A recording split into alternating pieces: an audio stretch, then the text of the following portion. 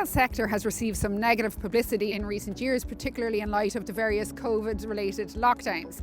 Obviously, retail had to close almost overnight in March 2020, and that was very difficult for many retailers. And as a result, the value of retail has taken a bit of a hit. However, I think it's really important to emphasise the different subsectors of retail because they have performed differently, not just in recent years, because there are very different demand drivers for different types of retail. So you have your high street, which is typically, I suppose, footfall is driven by tourism and by local offices.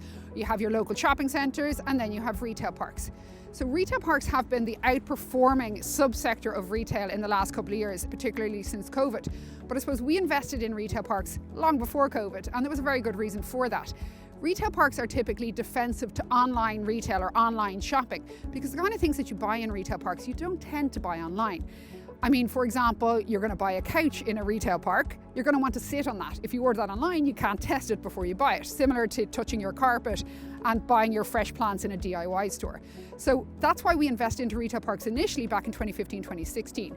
But since COVID has hit, retail parks have proven a very resilient subsector. And again, the reason for that is, firstly, they tend to be home or house essential retailers, so those kind of retailers that stayed open during the various lockdowns.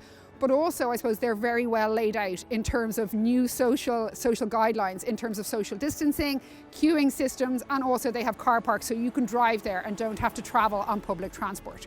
So we have 3 retail parks in our fund, and we're here today in one of them, our Kilkenny retail park, and I'm joined by Jenny Donnelly, our asset manager.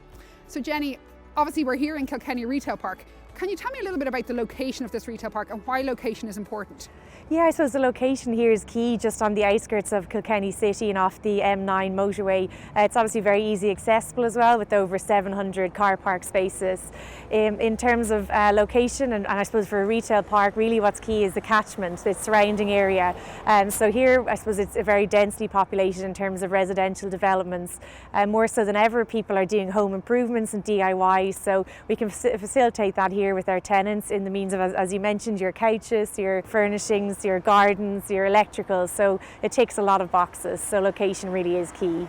Can you tell us a little bit about the physical structure and the layout of the retail park?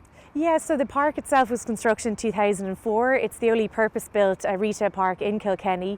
It's approximately 143,000 square feet. There's 11 units. You also have the Costa coffee pod and the KFC drive-through. In terms of layout, each unit is over ground and first floor, predominantly obviously retail space. There is some backup storage and office space in each unit, and some also incorporate a mezzanine then also. Perfect, okay, and then I suppose as a landlord we have some responsibilities here in the retail park as well. Can you touch on those responsibilities? Yeah, absolutely. So I suppose the tenant is responsible for the upkeep of their unit, as landlord then responsible for any of the common areas including the car park as well. Then in terms of relettings or the tenancy mix, we as landlord will be responsible for that then as well. Okay, and the tenancy mix, Jenny, is obviously really important. I mean, what we want to have is complementary retailers here, which will obviously increase the footfall or the number of customers that are actually coming to the retail park. And then when you have the likes of a Costa Coffee or indeed a KFC, that can help increase the dwell time or how long people actually stay in the retail park, which is also really important. It's also important in terms of attracting new tenants. So I suppose in relation to that, Jenny, is there much letting activity going on here at the moment, or do we have much vacancy in the retail park? Yeah, absolutely. Occupier demand is very strong at the moment. In terms of vacancy, you'll see it's pretty much fully let, with the exception of the Halfords unit, who as part of their Irish and UK rationalisation programme have exited this particular store. They are on the hook rent-wise till the end of the year, and I suppose without saying too much, we are in advanced stages with a well-known retailer on that particular unit, which ultimately reduces the void for the landlord and any reletting risks to ultimately the policyholder. Excellent. Now that's really important, obviously, because when we do have vacant units, Jenny, I suppose the cost of that vacant period flows through into the unit price, and as you said, negatively impacts the policyholder at the end of the day. So great that it seems to be possible here to minimise that time where we may have little or no vacancies. So that's super. We touched on Costa Coffee. So the Costa Coffee pod unit, as you called it, is in the car park here. And that's a unit that we actually added ourselves as landlords. So we built that after we acquired the retail park. Do we have any other value add initiatives for the retail park that we can implement in the coming months or years? Yeah, absolutely. I suppose priority is obviously getting the Halfords unit relet and get it signed up and the new tenant in.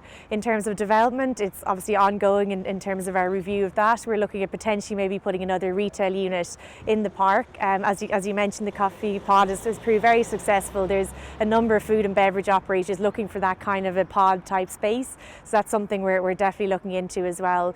We're very conscious in terms of sustainability also within the park, and looking at potential projects we can do to enhance and help sustainability, such as putting e-chargers in the car park. Just as you mentioned that Halford's letting, again, I suppose at the moment the value of that unit within the retail park, the capital value, is slightly suppressed because obviously we only have a short term left with Halford's, and when we get that new tenant in, as you said, in terms of value add, that new tenant will have a longer lease, and that will ultimately increase the value of the unit, as well as obviously driving longer term income for the fund, which is fantastic. In general, the retail park is in a really good place right now, both in terms of physical location and obviously in terms of performance. So at the moment it falls into our core assets. So when we talk about asset management, there's core, value add and redevelopment, and this at the moment is obviously a core asset, but with some potential value add angles in future, and obviously with an eye on sustainability, as you said.